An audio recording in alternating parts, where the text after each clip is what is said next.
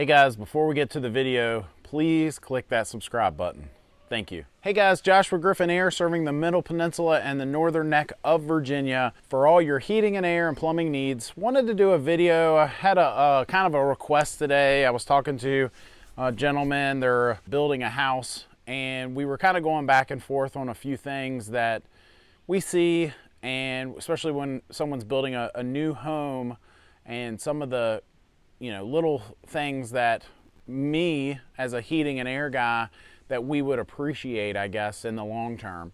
And so most builders, they don't really even care about these things. They're just trying to build a house at the bottom dollar and get it sold for the top dollar and move on, right? So, I wanted to do a video that kind of addressed a few of these things, because if you're not in that boat and you're not just trying to get it built at the minimum codes, minimum dollar, some things to help us out. So I'm going to give you four things that I would say would help in the long term for the maintenance of your system and your heating and air system and so on.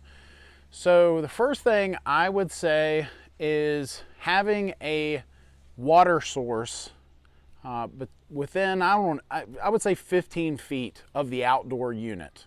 So that could be a hose bib, spigot, whatever, just something to help with, cleaning that system annually would probably be the first request I would have to a builder. If you're building a home and, again, the builder might say, well, code only says I have to put this many hose bibs, for the house or whatever.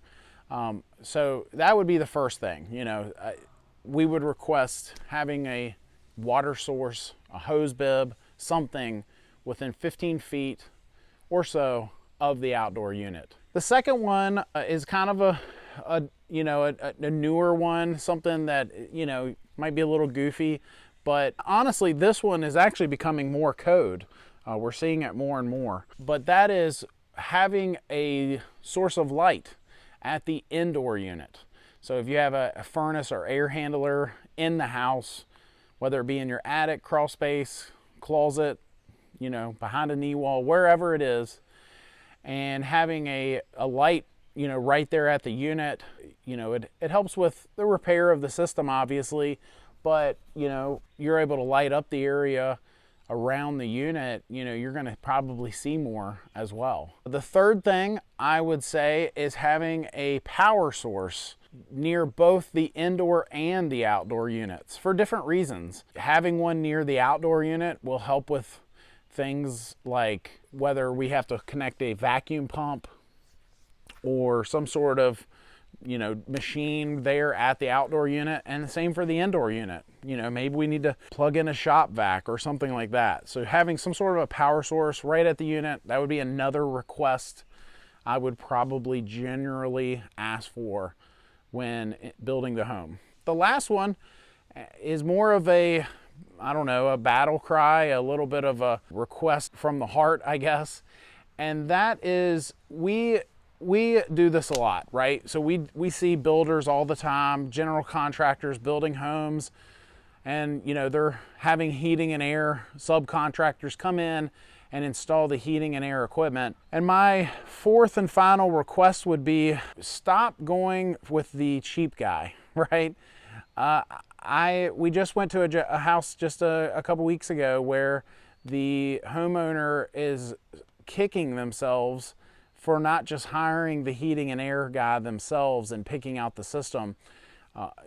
Again, most of the builders that we're seeing, that we're dealing with on a regular basis, they just want the cheapest, what's the cheapest system you can get put in there? What's the lowest price? I just want to get it in there and get the house sold. But what we offer at Griffin Air is we're going to offer you, not just the Ford Taurus, but we actually have the Cadillac and some models in between, good, better, best, if you will. And so, some of the things that we offer never make it to the homeowner because of the builders, going with that cheap guy. Some of those things might include longer warranties longer labor warranty, things that if the homeowner were selecting the system and the contractor, things that they would care a lot about, you know. And so, you know, a builder might say, well, we offer a 1-year warranty, you know, with our install, you know, when we build the house anyway. So if anything happens, you know, blah, blah, blah, right? Well, I'm talking about past that, right? So, you know, we have an extended warranty up to 12 years for the labor as well as the materials on some of our systems, meaning 11 years goes by and something were to go wrong, you're covered, right? And so that would be huge for a homeowner, whereas again, a builder doesn't care about that. So that would be kind of a little summary, a little snapshot of 4 things that we would request to a builder if they're building, or a general contractor if they're building a house, that we would request. If you have any questions, if you're in our coverage area, if you're building a home, you want some options and free estimate on a new heating and air system, give us a call at Griffin Air, and you can visit our website at www.griffinair.net.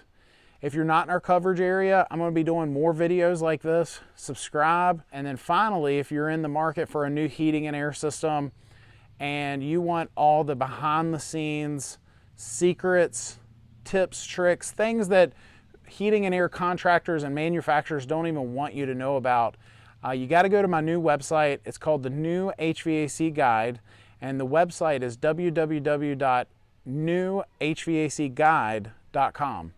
And if you go to that website, I'm going to put a link of that to it down in the notes.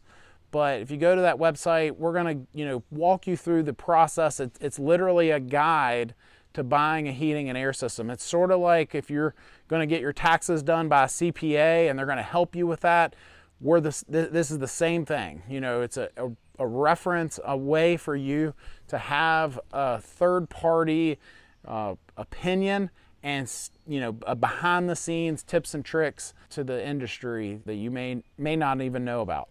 So check out that website, and thank you for watching.